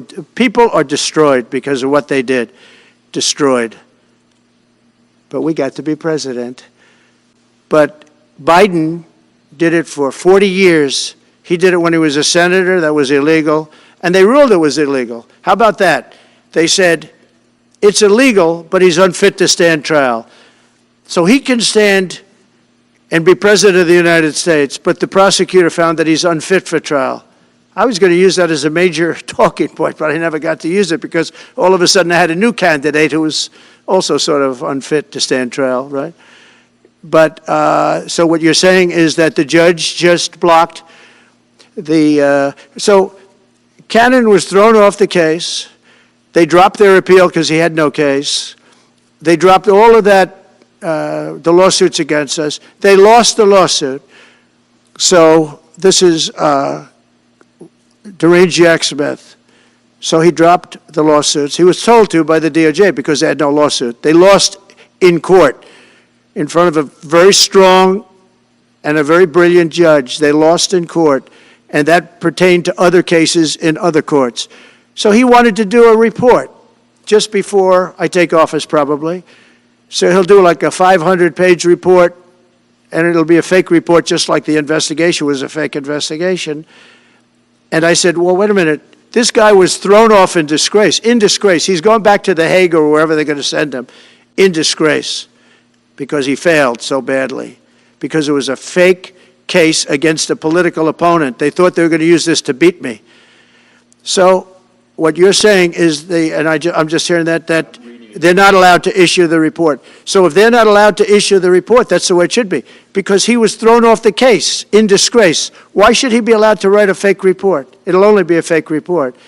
That's great news. Good. And if I can just follow real quickly, you want to comment, many Americans are angry that we're sending millions of dollars every month to the Taliban. Do you anticipate? It's not even believable. Billions of dollars, not millions, billions. We pay billions of dollars to essentially the Taliban, Afghanistan, and that's given by Biden. That's the same man that took away $50 to $60 trillion worth of value from the United States. Think of it, probably our most valuable asset. Took away our most valuable asset. This can't be allowed to happen. We are now a nation of common sense. When he does that, 625 million acres, this can't be allowed to happen. Thank you for the information. Yes, sir. Most other people probably knew about it, but they wouldn't have told me, right? Mr. President, on the campaign trail, you vowed to bring down the prices at grocery stores very fast. Yeah, we won't do it But then fast. you recently told Time Magazine that bringing down prices would be very hard. So what can the American people expect when you get into office? It's always hard to bring down prices when grocery somebody store else has screwed something up like they did, but we'll bring them down, we'll get them down. Energy is going to bring down prices. We're going to have a lot of energy, and energy is what brought it up. Energy and their bad spending is what brought it up, and energy is going to bring it down. We're going to have prices down. I think you're going to see some pretty drastic price reductions. As an example, food, bacon, ham, apples, everything has gone through the roof. It's one of the reasons I won. So as you know, I said it, inflation was one of the reasons I won, but I think the biggest reason I won was the fact that they are allowing prisoners to come into our country. They released their prisoners, their murderers. Thousands of murderers are now walking around the streets of our cities and farmland all over. Murders, people that have killed. Many, 32% have killed more than one person. They released them from their jails, their prisons, and their mental institutions and insane asylums into our country. I believe that's the reason we got such a large vote. All right, maybe one or two more questions. Yeah, please, go ahead. Go ahead, you go. So can you, President Carter is laying in state today in Washington. You had some harsh words for him about the Panama Canal. Is there any disconnect there? Do you feel a little bit bad about doing that on this day? No, I liked him as a man. I disagreed with his policy. So, hey, he thought giving away the Panama Canal was a good thing. I think it cost him the election.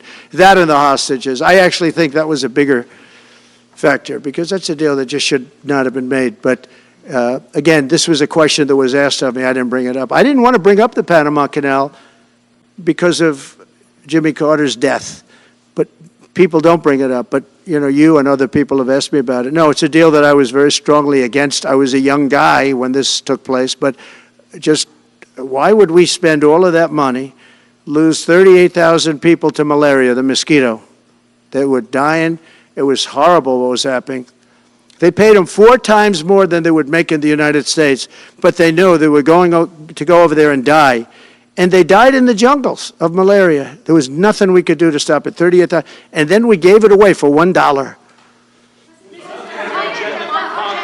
Without getting your agenda through Congress, you appeared to open the door in your radio interview yesterday for 2 bill approaches. It's still your preference for one big, beautiful bill, as you have said. Well, I like one big, beautiful bill, and I always have, I always will. But if 2 is more certain, it does go a little bit quicker because you can do the immigration stuff early. Now, you have to understand, for immigration and for the wall, we won the case on the wall. You know, they tried to sell the wall for 5 cents on the dollar, by the way. And we had, fortunately, a judge that stopped that. But they were already discarding the wall. And 5 cents on the dollar. And you know what they were doing? They were calling us up and saying, we'll sell it back to you at 200 cents. In other words, double what we paid for it. So they were going to buy it from this guy for 5 cents on the dollar. They were making deals. And fortunately, we had a very smart judge that stopped it cold. I think he called for an investigation, too, and he should. But think of it. They were selling the wall that was exactly the wall that the Border Patrol wanted. That was designed by them. Steel, concrete, rebar, exactly as they want. Very, very heavy steel, very powerful steel, hard to cut. Very, very heavy 7,000-pound concrete, which is a very strong concrete. Everything was top of the line. Very expensive. Would be double what we paid for it then, 6 years ago. But let me just tell you, they were selling it for 5 cents on the dollar to people, and those people were calling us, asking us to pay them 200 cents because it's a good deal because we can have it immediately. And you know what immediately is? Just leave it in place. No, the papers haven't written that, though. That deal is like all the other things that these people do. These people either hate our country or they're very stupid. And I don't believe they're stupid because nobody can cheat on elections like they cheat and be stupid. They either hate our country or they're stupid.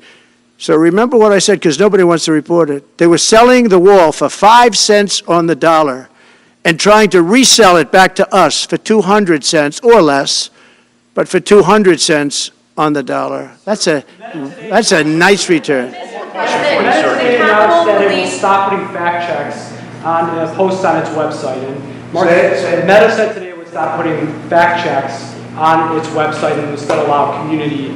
Well, I watched their news conference, and I thought it was a very good news conference. I think they've come a long way. Meta, Facebook. I think they've come a long way. I watched it. The man was very impressive. I watched it. Actually, I watched it on Fox. I'm not allowed to say that. Say it? Do you think he's directly responding to the threats that you have made to him in the past? Probably. Yeah, probably. The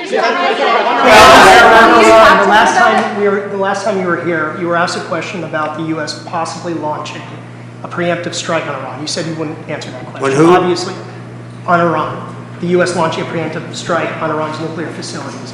And I said, I don't talk about it. It's a military strategy. But it is a legitimate question. It's not really, because only a stupid person would answer it. Look, it's a military strategy, and I'm not answering your questions on military strategy. All right, one more. Brian, go ahead. Brian. Could you give us a preview of what you might be talking to leaders of Congress who are expected to come here in the next couple of days? And you've got a very supportive Congress behind you. Yeah, they're great. So we have a wonderful Republican Congress. We have a leader that I have a lot of confidence in. I think he's going to be hopefully a great leader, a great speaker. And we have a leader, by the way, in the Senate I think has been great. John Thune has been doing a fantastic job.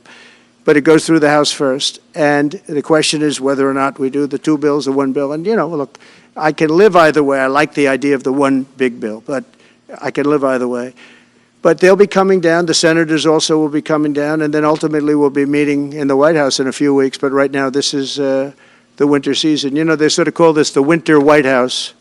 It was built, I don't know if you know this, Marjorie Meriwether Post and E.F. Hutton built this. It was the greatest of all the estates in our country.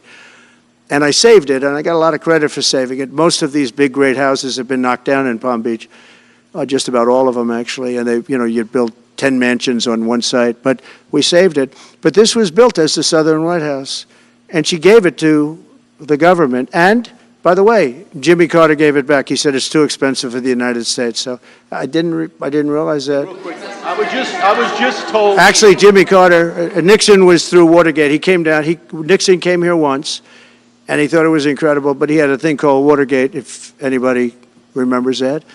And so he had other things on his mind, to put it mildly. And Jimmy Carter felt that it was too extravagant for the country. So fortunately for me, he gave it back to the foundation, and I bought it from the foundation.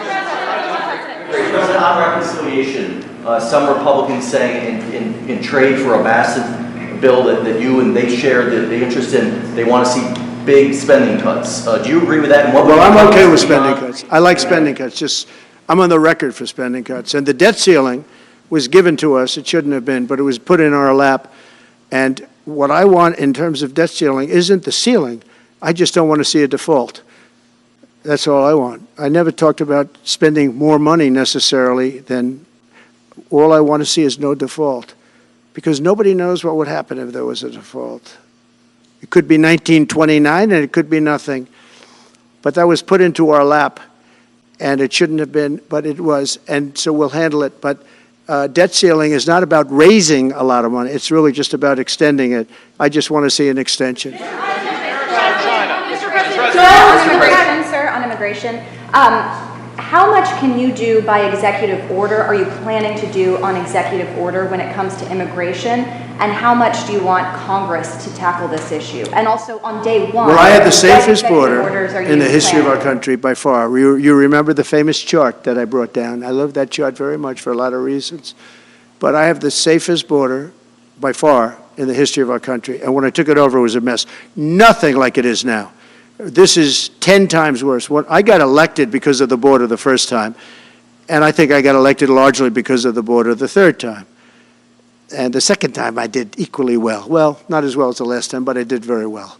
And I will say, this was too big to rig. You know the expression? Too big to rig. They couldn't do it. They tried, but they couldn't do it. I didn't get very much from Congress at all. I just said that we're being invaded, and I took the money out of the military. Much of the wall, I built over 500 miles of wall. Much of that wall was built through money that I put into the military. We took it out because we couldn't get things from Congress in those days, and we took it out. And that wall was built largely with money coming from the military. So, very simple. I went to the military, I said, our country is being invaded by very similar, nothing like what's invading our country now. They weren't releasing prisons into our country, and they weren't releasing mental institutions in, but some bad dudes were coming in, right? And I said, our country is being invaded. And I took that money largely from the military. I was sued 9 times by the Democrats in Congress, and I won all those suits. And we ended up building 571 miles of wall. Once that wall was built, they start going around it. So we're going to add another 200. That would have been up in 3 weeks. And then we had a very unfortunate election result. And they said, we don't want to put it up. We'll sell it. And they started selling it for 5 cents on the dollar. What a second. So we'll do this again. I just want to thank everybody very much. I'm just telling you, this will be the golden age of America. This is the golden age of America. We're going to have a great country again. We're a country right now under siege. We have so many different problems, and nobody respects us overseas, but now they do. The Italian prime minister, as you know, came here the other night, just flew in and flew out. She wanted to see me. And great respect is being shown when I went to the cathedral in France. Great respect was shown by the prime minister, the president, by everybody. France was, and by the way, I have to say they did a great job in the cathedral. But great respect is being shown to our country again, and we have a great country, but we have to run it properly. It's going to be run properly. We want to get back those hostages for Israel and for us. You know, we do have people that are hostages being held. And I'll just say it again. If this deal's not done with the people representing our nation, by the time I get to office, all hell is going to break out. Thank you very much. Ukraine-Russia war before you take office. Can you clarify what you mean by military force in the Panama Canal? And we're honored to welcome one of the most respected business leaders in the Middle East, indeed the world. He's a founder and chairman of Damac Properties, Hussein Sejwani, very respected gentleman. And I'm thrilled to announce today that Damac will be investing at least $20 billion